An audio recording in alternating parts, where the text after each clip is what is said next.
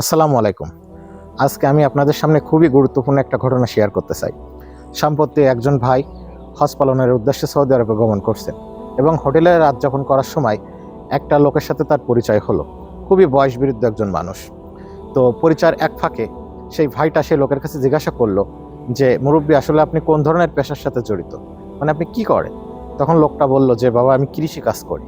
তখন সেই ভাইটা সেই লোকটার কাছে জিজ্ঞাসা করলো যে, আসলে কৃষি কাজের সাথে জড়িত হয়ে এমনভাবে হজে আসা তো অনেক কঠিন, কারণ অনেক ব্যয়বহুল।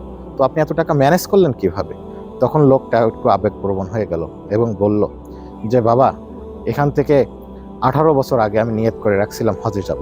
যেদিন নিয়ত করেছি তখন আমার কাছে আসলে তেমন কোনো টাকা পয়সা ছিল না। তো নিয়ত করার পর আমি আমার জমির আইলে কিছু ইউক্যালিপটাস গাছ এবং কিছু বিভিন্ন প্রকৃতির গাছ আমি আমার জমিতে রোপণ করি এবং আমি ইচ্ছা করি যে এই গাছগুলো বিক্রয় করার মাধ্যমে আমি হজ পালন করব। তো গাছগুলো আস্তে আস্তে বড় হতে লাগলো।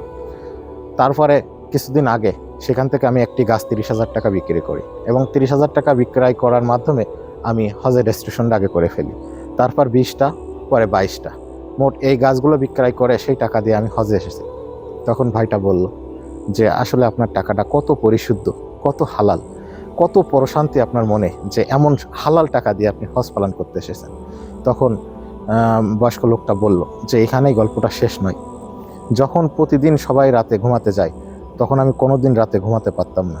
এই গাছগুলোর কাছে যেতাম এবং এই গাছগুলো আমি জড়িয়ে ধরতাম এবং প্রতিদিন এই গাছগুলো জড়িয়ে ধরে আমি আকাশের দিকে তাকিয়ে মহান রবের কাছে বলতাম, হে আল্লাহ, এই গাছগুলো আপনি দ্রুত বড় করে দিন। এই গাছগুলো বিক্রয় করার মাধ্যমে আমি যেন হজ পালন করতে পারি, সেই ব্যবস্থা আমাকে আপনি করে দিন মাওলা। এই গাছগুলোকে আপনি রক্ষা করুন এবং এই গাছগুলোকে আপনি একটু দ্রুত বড় করে দিন। আজ 18 বছর পার হয়ে গেছে, সেই গাছগুলো বিক্রয় করে আমি হজে আসতে পেরেছি। আসলে এই ঘটনাটা শেয়ার করার মূল একটাই উদ্দেশ্য যে, আসলে ইবাদতের ক্ষেত্রে কিন্তু কোনো রকম অভিযোগ চলে না, ইবাদতের ক্ষেত্রে কোনো রকম অজুহাত চলে না। আসলে যত অজুহাত আমাদের মুসলিমদের ভিতরে এখন দেখবেন যে ইবাদতের ক্ষেত্রে আমরা নানান ধরনের অজুহাত আমরা দিয়ে থাকি।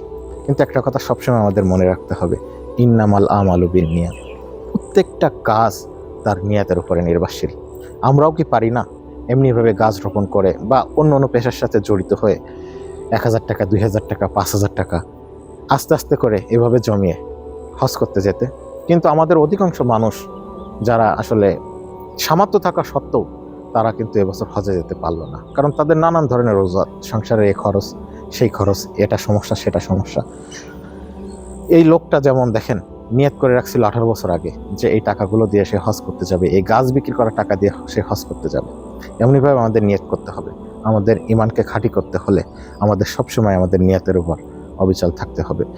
ইবাদত করার জন্য আমাদের সবসময় সঠিক পরিকল্পনা করতে হবে। আল্লাহ সবাইকে সে তৌফিক দান করুন। আমা তৌফিক ইল্লা বিল্লাহ। আসসালামু আলাইকুম ওয়া রাহমাতুল্লাহি ওয়া বারাকাতুহু।